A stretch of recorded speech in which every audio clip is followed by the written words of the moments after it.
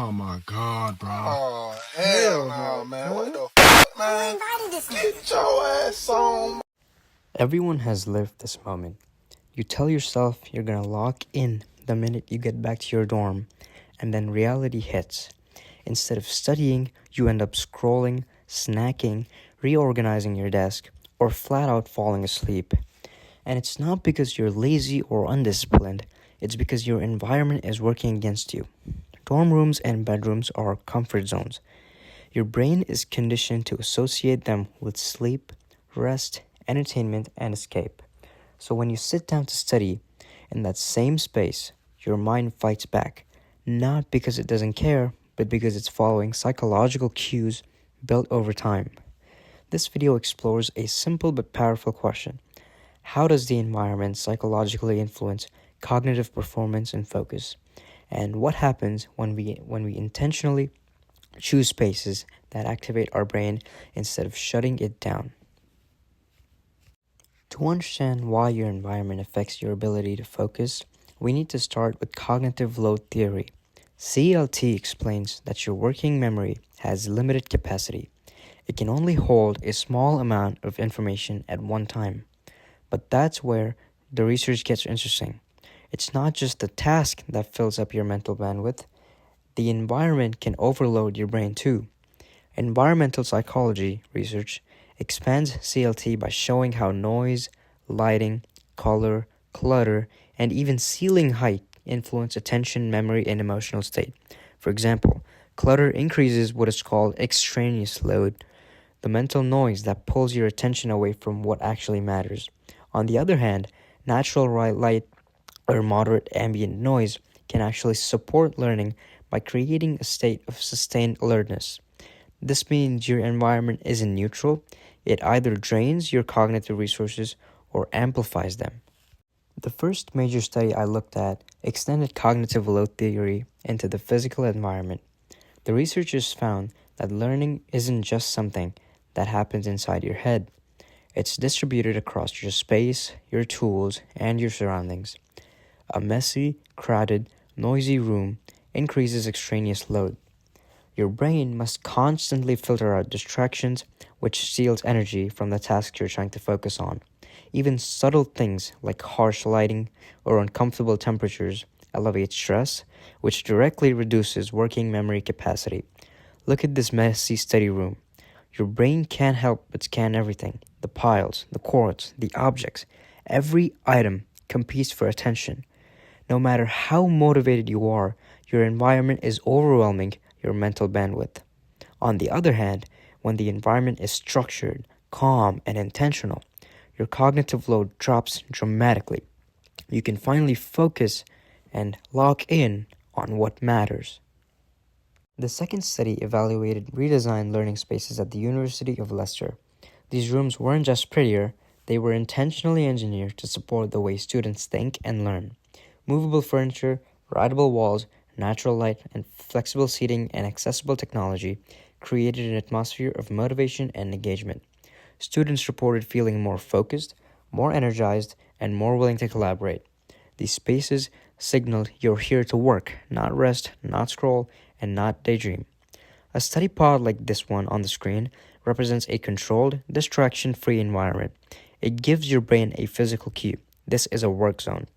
And that psychological shift boosts both cognitive performance and emotional readiness to focus. This shows that environment doesn't just shape individual performance, it transforms the entire culture of learning. It's completely different from when you're in your dorm and you're like, no one's going to see what I'm doing, so I can do whatever I want. And you end up getting distracted and doing other things that do not matter.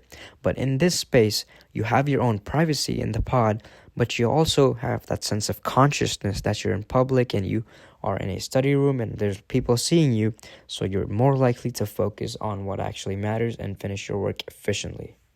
A key insight and really good advice also comes from productivity expert Laura Vanderkam. In one of her podcasts, she gives a simple but powerful piece of advice. Leave your primary source if you want to get serious work done. Primary spaces like dorm rooms or bedrooms are loaded with psychological associations. Your brain recognizes them as places for rest, entertainment, and comfort. Vanderkam argues that when you go to a secondary place like a library or a cafe, you break these mental habits. Your environment becomes a cue for focus. What's fascinating is how perfectly this aligns with academic research. Her practical advice reflects the same psychological principles that cognitive scientists and learning space researchers have documented. When your environment shifts, your behavior shifts with it. Taken together, these sources point to one conclusion: your environment is a psychological force. It's shaping your focus, your motivation, your attention, and your performance long before you even open your laptop. The cognitive load theory research shows that clutter, noise, and poor spatial design overload the brain. The learning spaces study shows that flexible, intentional design improves engagement, creativity, and accountability. And Vanderkam's work shows how everyday students can apply this to their own routines by choosing the right place to work.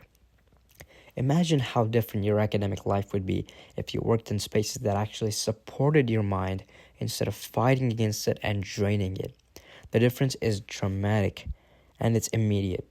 And there's a very, very simple solution to this problem. So, what can you actually do with all of this? Here are the most important takeaways backed by psychology, educational research, and real world experience. First, whenever possible, move to a secondary location. Do not rely on willpower in a space that's wired for relaxation. Your environment should match your intention. And the minute you change your setting, your brain follows. Second, reduce visual clutter. Your mind processes every item in your field of view even when you don't notice it. A messy desk isn't just aesthetic chaos, it's cognitive noise. Every unnecessary object competes with your focus. Third, optimize light, temperature, and noise. These don't sound dramatic, but even small improvements reduce cognitive load. Better lighting improves alertness. Cooler temperatures improve endurance. Controlled sound reduces distractions. Your brain performs best when you're not subtly fighting the space around you. Fourth, choose spaces that make you feel alert and engaged. There's a psychological component to every environment.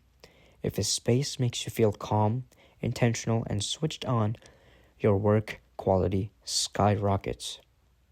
The emotional state you're in determines how well you can process information. Finally, treat your environment like part of your study plan because it is. Your space isn't a background detail, it's a performance tool. Design it deliberately, and you'll naturally start working like the version of yourself you want to become. In the end, learning doesn't happen in a vacuum. It happens in spaces, real, physical, psychological spaces.